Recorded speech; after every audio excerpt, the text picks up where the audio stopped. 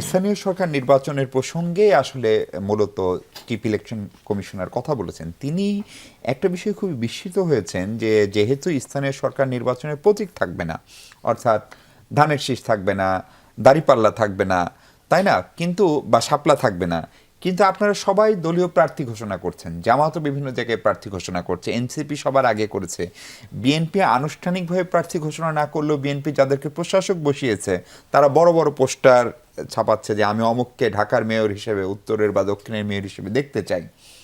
প্রশ্ন হচ্ছে আপনি প্রতীককে করবেন না কারণ আপনি দলীয় প্রতীকে নির্বাচন করতে চান না, তাহলে প্রার্থী ঘোষণা কেন করছেন?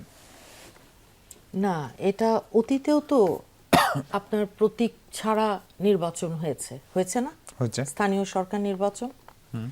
তো যখন প্রতীকটাকে আনা হলো স্থানীয় সরকার নির্বাচনে, তখন আওয়ামী লীগ এই যে একটা রাজনৈতিক সহিংসতা, তাদের তো ছিল একতরফা নির্বাচন, একতরফা, সেটাকে একদম গ্রাম পর্যন্ত নিয়ে গেল, সেই ভয়ঙ্কর যে সহিংসতা।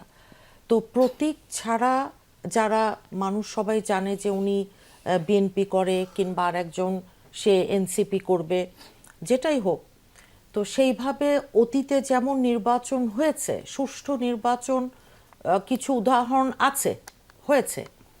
না আপা, বিষয়টা হচ্ছে ধরেন না, আপনি প্রতীক। আপনি আপনি বিএনপি থেকে প্রতীক দিলেন না, কিন্তু বললেন যে বিএনপি থেকে প্রফেসর স্নিগ্ধা মনোনীত। না, না, কিন্তু আমি তো- আইয়ুব সাহেবও বিএনপি করে, উনি হয়তো দলের সিদ্ধান্তের বাইরে গিয়ে ব্যক্তিগতভাবে তার পারিবারিক আবহ ব্যক্তিকে পছন্দ সেই করেন কারণে না। নির্বাচন করছেন জনগণের।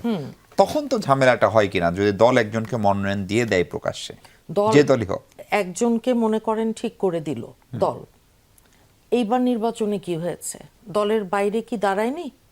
আমাদের দাঁড়ায়নি? বিদ্রোহী স্বতন্ত্র দাঁড়ায়নি? কাউকে কাউকে আপনারা বহিষ্কারও করেছেন সেই এক্স্যাক্টলি অপরাধে। তাই।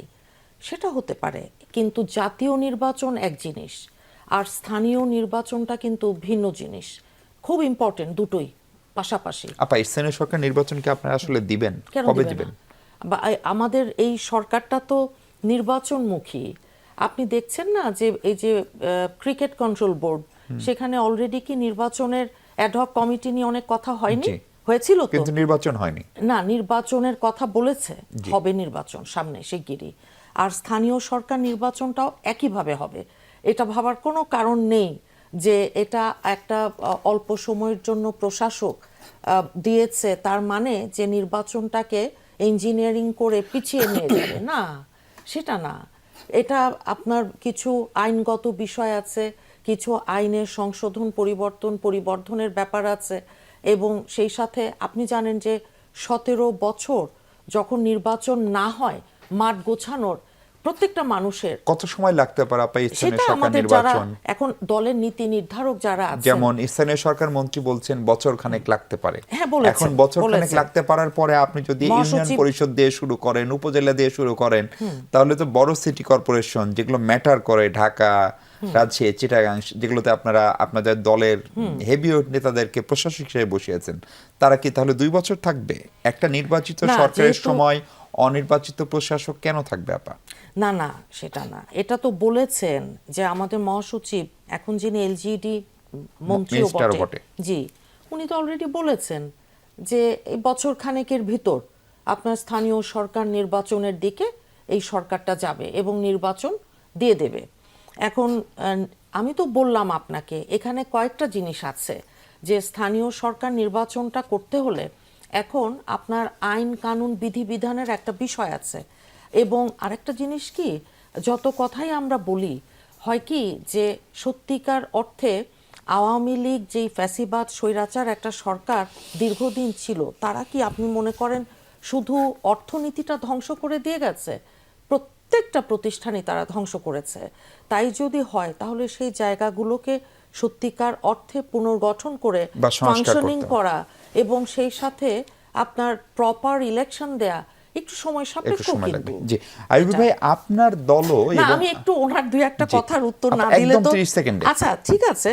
দেখেন, ওই যে জামাত তো আপনার ওই সোশ্যাল মিডিয়ায় যে হাইপ তারা তুলেছিল, তারা তো সরকার গঠনই করে ফেলেছিল ফেসবুকে। তো বাস্তবে আল্লাহ বাঁচিয়েছে যে সেটা হয়নি আর কি। তো তারা এখন ছদ্মবেশ নিয়ে একটা গুপ্ত অবস্থায় তাদের যেই সুপ্ত রাজনীতি, তারা না সভা না সমাবেশ না কিছু, আর আমরা মারও খাবো, শত শত টিয়ার শেলও আমাদের উপর, সবকিছু গুম খুন, হ্যাঁ তাদেরও কিছু ক্ষয়ক্ষতি হয়নি, তারা তো আমাদের সাথেই ছিল, সেটা না। কিন্তু তারা তো আওয়ামী লীগের পেটের ভিতর ঢুকে থেকে তারা যেমন বেঁচেছে, আমরা কিন্তু সেটা করি নাই। আমি বিএনপি করি, এই কথাটা 15 বছর খুব জোরে বলেছি না? কারণ আপনার উপরে ওই রকম নির্যাতন হয়তো ছিল না, তার বা থেকে আপনার বেশি রাজনীতি হয়তো নিষিদ্ধ করা হয়নি। সেটা বললে তো আমার রাজনীতি ভিন্ন জিনিস, তারা তো ভালো সদর্পে এসছে না, ওই রকম রাজনীতি নিষিদ্ধ এটা বড় বিষয় না। বড় বিষয় হচ্ছে তাদের সদিচ্ছা, আত্মপরিচয়।